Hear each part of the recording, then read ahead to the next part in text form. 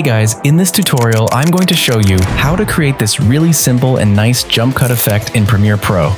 Alright, you can see on the timeline I have got a stock footage. You can use any footage that you like. Firstly, we need to move the time indicator to the beginning of the footage, and then let's zoom in on the timeline. After that, we have to move the time indicator 5 frames forward. And then, select the razor tool by hitting the C key on your keyboard and cut the footage at this position. Again, we have to cut the footage a few frames or seconds later. Then delete this part of the clip. After that, drag and move the rest of the footage to this position. Again, we have to move the time indicator 5 frames forward.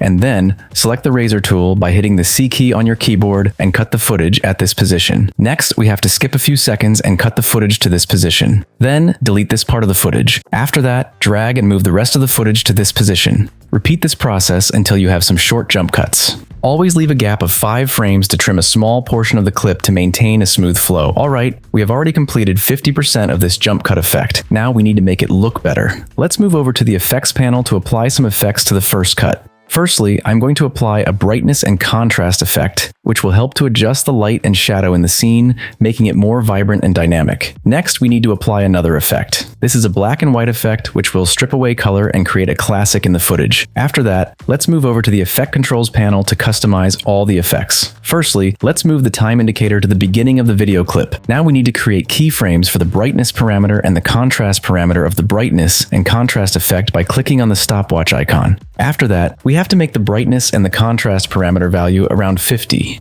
Next, move the time indicator 2 frames forward.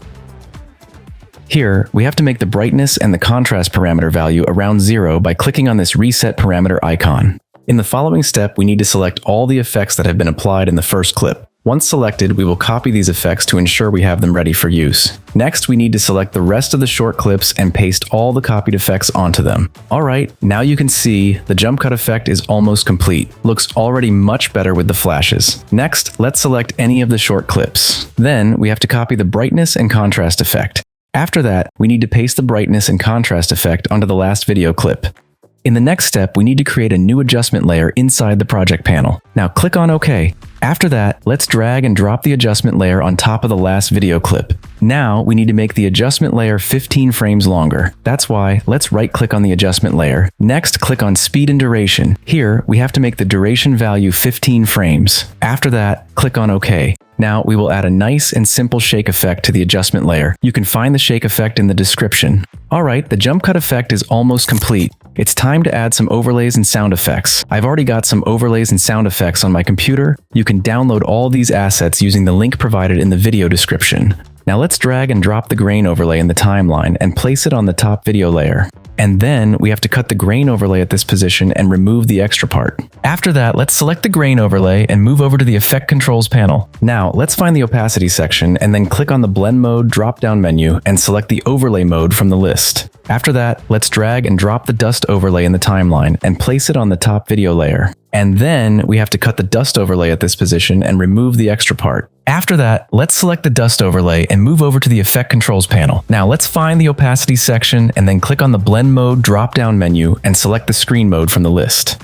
And finally, we need to incorporate the camera fast sound effect to enhance the visual transition and pair it with the large whoosh sound effect to amplify the impact of the jump cuts. These audio elements will help create a more dynamic and attention-grabbing experience for the audience. With these couple of steps, we have created this jump cut effect. In this way, you can make a jump cut effect in just a few simple steps inside Premiere Pro.